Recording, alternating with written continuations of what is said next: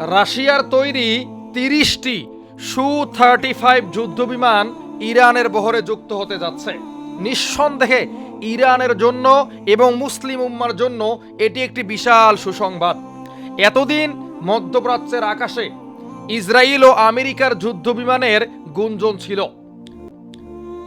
America মধ্যপ্রাচ্যের অন্যান্য নেতাদেরকে শুধু সান্ত্বনা দিয়েছিল, তোমাদের সঙ্গে আমরা আছি, আর ইসরায়েলকে সব ধরনের শক্তিশালী যুদ্ধবিমান দিয়ে গেছে। F-35, F-16, F-22 রাফটার সব ধরনের শক্তিশালী যুদ্ধবিমান ইসরায়েলের বিমান বাহিনীতে আছে। আর মধ্যপ্রাচ্যের নেতাদের কাছে আছে কি? আমেরিকার দেওয়া সান্ত্বনা। আমরা দেখেছিলাম ইরানে যখন ইসরায়েল ও আমেরিকা হামলা করেছিল, সব থেকে বেশি হামলা যুদ্ধ বিমানগুলো থেকে করা হয়েছে, বোমারু বিমানগুলো থেকে করা হয়েছে। কেননা ইরানের কাছে শক্তিশালী বিমান বাহিনী ছিল না। ইরানের কাছে যদি রাশিয়ার তৈরি সু-35 যুদ্ধ বিমান থাকতো, তাহলে কিন্তু মার্কিন F-15, F-16 এই সমস্ত শক্তিশালী যুদ্ধ জাহাজ এত সহজে ইরানের আকাশে প্রবেশ করতে পারত না। ইরানের মিত্র রাশিয়া ইরানকে আরো শক্তিশালী করার জন্য এই পদক্ষেপ নিয়েছে। আশা করা যাচ্ছে খুব তাড়াতাড়ি, খুব দ্রুতই রাশিয়ার কাছ থেকে প্রায় 30টি সু-35 যুদ্ধ বিমান ইরানের বহরে যুক্ত হবে।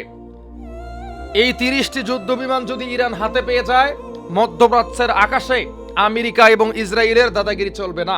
আমেরিকা এবং ইসরায়েলের যুদ্ধ বিমানগুলো বিনা বাধায় ইরানের আকাশে প্রবেশ করতে পারবে না। তো আমরা চাই মধ্যপ্রাচ্যের প্রত্যেকটা দেশের কাছেই যেন শক্তিশালী যুদ্ধ বিমান থাকে, আমেরিকা এবং ইসরায়েলকে যেন তারা মোকাবেলা করতে পারে। আপনারা ইতিমধ্যেই অবগত আছেন, আয়াতুল্লাহ আলী খামেনির বাসভবন লক্ষ্য করে বিমান থেকে সুপরিকল্পিতভাবে একের পর এক মিসাইল হামলা করা হয়েছে। আর এই মিসাইল হামলায় আহত হয়েছেন ইরানের সর্বকালের সর্বশ্রেষ্ঠ নেতা আয়াতুল্লাহ আলী খামেনি।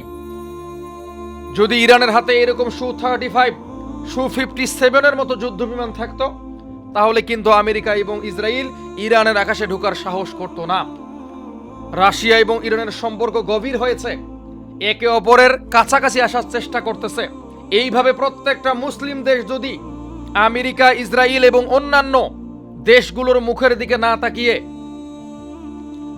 রাশিয়া এবং চীনের মুখাপেক্ষি হয়, ইনশাআল্লাহ রাশিয়া এবং চীন তাদেরকে শক্তিশালী যুদ্ধ বিমান দিবে, আমেরিকা এবং ইসরায়েলের মতো হতাশ করবে না।